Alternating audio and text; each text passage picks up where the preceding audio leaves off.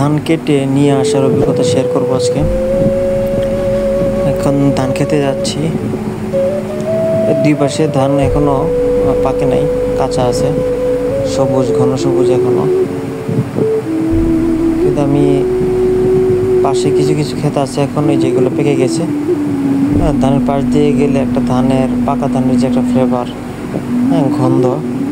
গন্ধগুলো পাওয়া যায়, খুব মজার।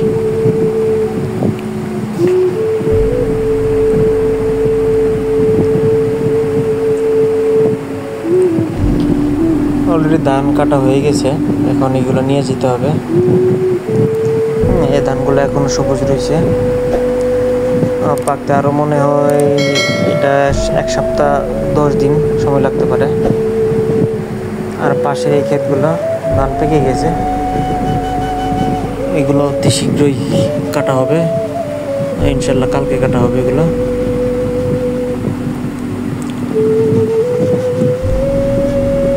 এটা আমাদের এলাকায় এটাকে ভার বলে, তো কার এলাকায় কি বলে জানি না, কমেন্টে জানাবেন প্লিজ। এটা দিয়ে আপনার ধান নেওয়া হয় কাঁধে করে।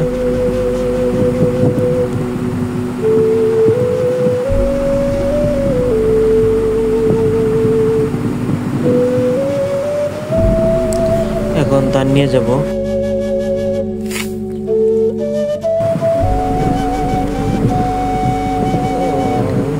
এটার ওজন ভালো, অনেকে বেশিরভাগই 4টা-8টা করে নিয়ে যায়, আমি 2 পিস করে নিয়ে যাচ্ছি।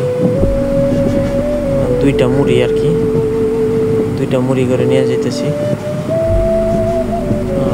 মনে হয় বেশি একটা নিতে পারবো না, খুবই ওজন ধানের যে ওয়েটটা।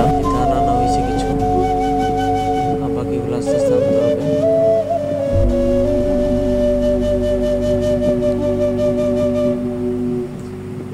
এই যে এগুলো কিছু আটি গুটি করে বান্ধা হয়েছে, এইগুলো আমাদের এলাকায় বলে মুড়ি বান্ধা হয়েছে। কিছু অংশ নিয়ে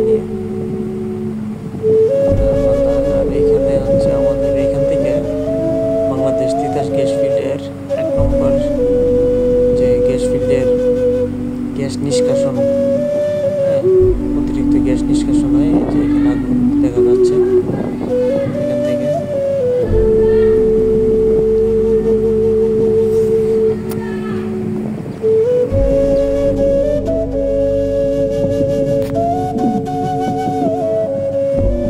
একটা সময় আসবে যে ধান করার ক্ষেত আর থাকবে না, এই জমিগুলো আস্তে আস্তে ভরাট হয়ে বাড়িতে রূপান্তরিত হবে।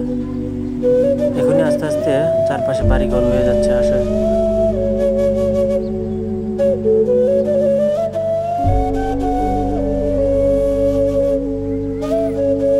এই পাশে এক সময় ফাঁকা ছিল, এখন মেডিকেল কলেজ হাসপাতাল হয়ে গেছে।